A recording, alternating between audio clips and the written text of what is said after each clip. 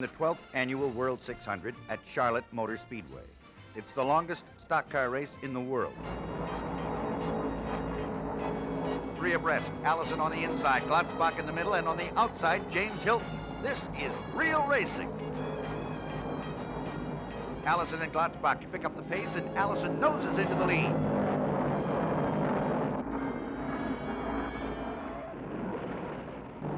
Oh no, a spinner smashes the wall on the front straight. It's Charlie Glotzbach. After a 5-lap caution, the green comes out, and the Allison boys and their Mercuries own the whole speedway. Bobby Allison's number 12 Mercury flies through the final laps as strong as it did at the start. It's your day, Bobby, and the rest of the world just can't touch you. Robert Arthur Allison, a son of Hueytown, Alabama, streaks toward the finish line with room to spare. Charlotte's checkered flag is his.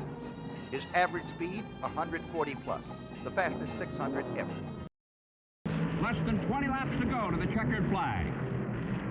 David Pearson running right in behind Donnie Allison. Here comes Bobby moving up on Benny Parsons. If he gets by him, he will be in the same lap as the leaders, and he's gotten by him. So Bobby Allison now moves up into the same lap with the leader. A yellow light here, and Bobby Allison would be allowed under NASCAR rules to close right in behind the leaders, and we'd have a whole new ball game for him. It's been something of a struggle for him today, but here he is, and here comes David Pearson up alongside Benny Parsons. He's going for the lead over to turn number 1.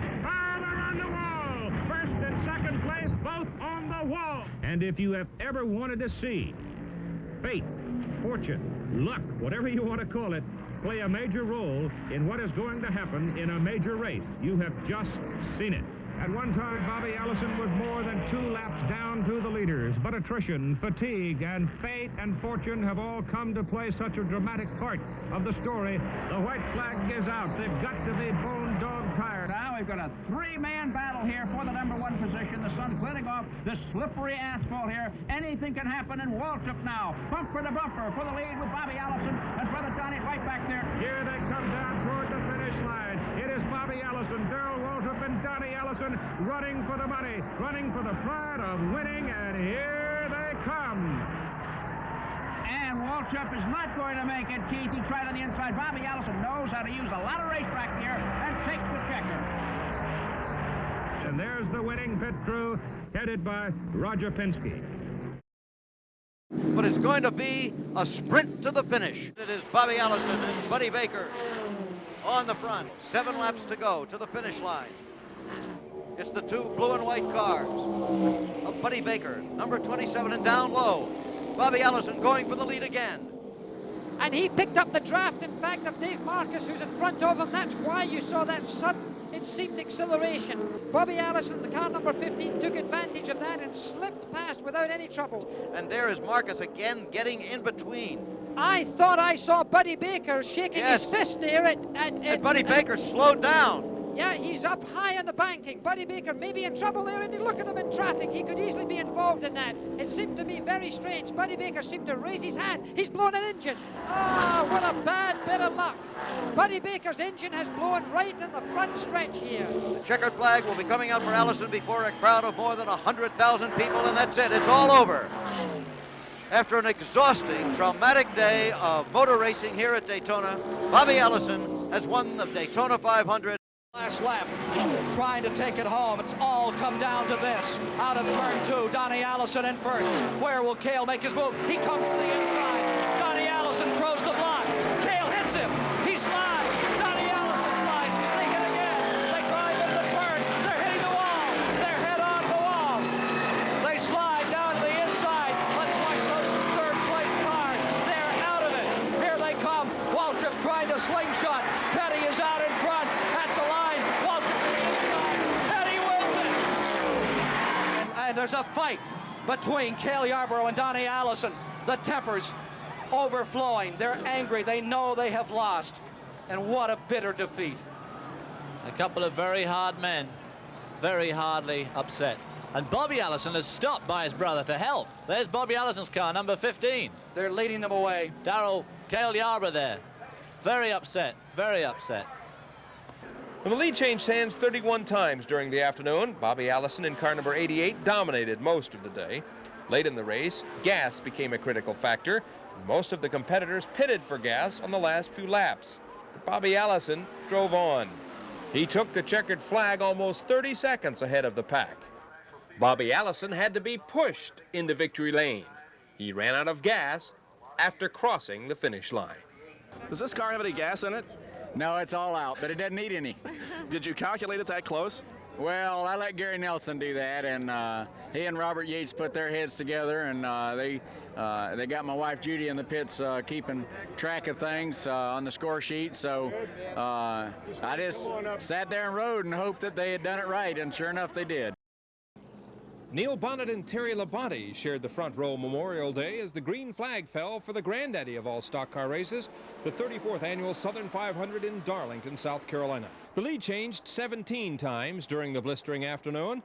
Winston Cup points leader Bobby Allison in car number 22 took the lead for the final time with just 25 laps to go and walked away from the rest of the pack, taking the checkered flag 9.5 seconds ahead of Bill Elliott and arch rival Darrell Waltrip.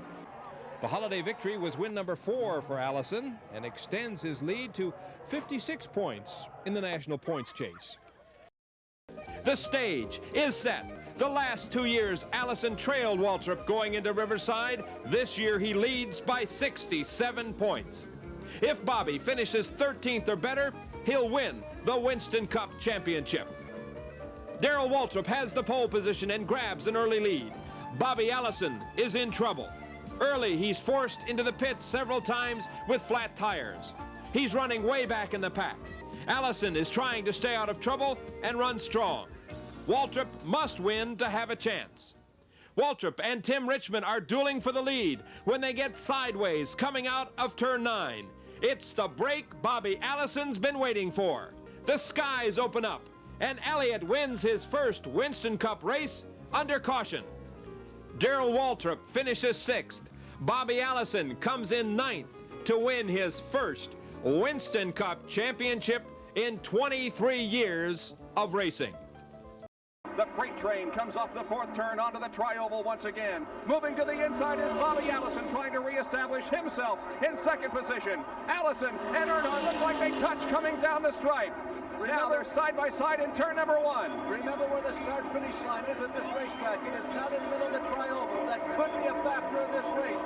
The start-finish line is at the exit of the pits. There are just 5.5 laps to go. Phil Parsons incredibly high on that last lap. No wall contact, holds his position. He runs in 7th, and here comes Bobby Allison, followed by Earnhardt. Allison takes the lead. Earnhardt moves to 2nd position, making Buddy Baker back to 3rd. We've got one more lap to go on this 2.66-mile tri-oval here at Talladega, and the winner of the Winston 500 is very much up in the air at this point. Let's watch them move through turn number 2 now. Bobby Allison stretches it out just a little bit over Dale Earnhardt. They go on to the backstretch. It is still Earnhardt staying in 2nd position and Baker in 3rd. Let's see if Dale Earnhardt will make the move to the inside and slingshot at the end of the backstretch going into turn number 3.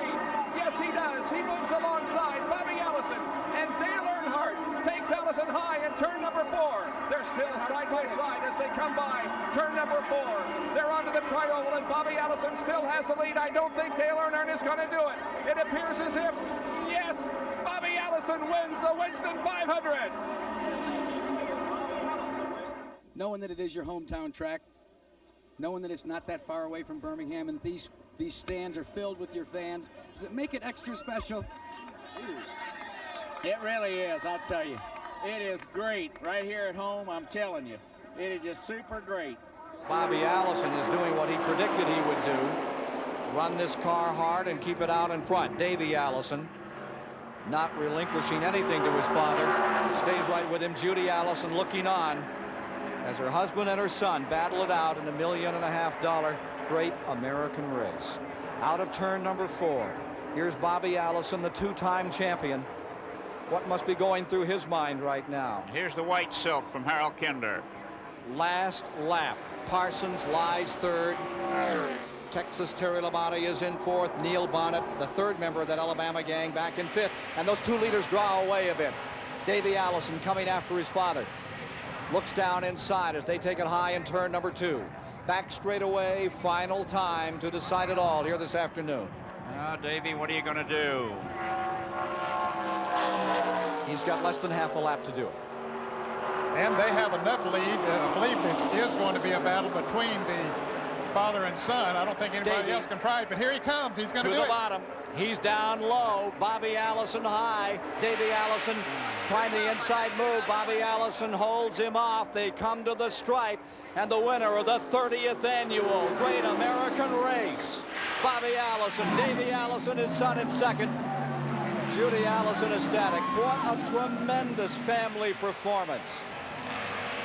I went down low at 3 and 4, but he was too strong. Did you hear Davey saying, I made a try for him at turn 4, but he was too strong. The Alabama gang has conquered the Daytona 500 in its 30th running. Well, your son right behind you and riding alongside on that victory lap. What could be better than this? I'll tell you, that was great. And Davey did such a great job, especially after getting the car wrecked so bad yesterday at the end of practice. I got to give a lot of credit to the whole Rainier crew, and I'll tell you, Davey did a great job.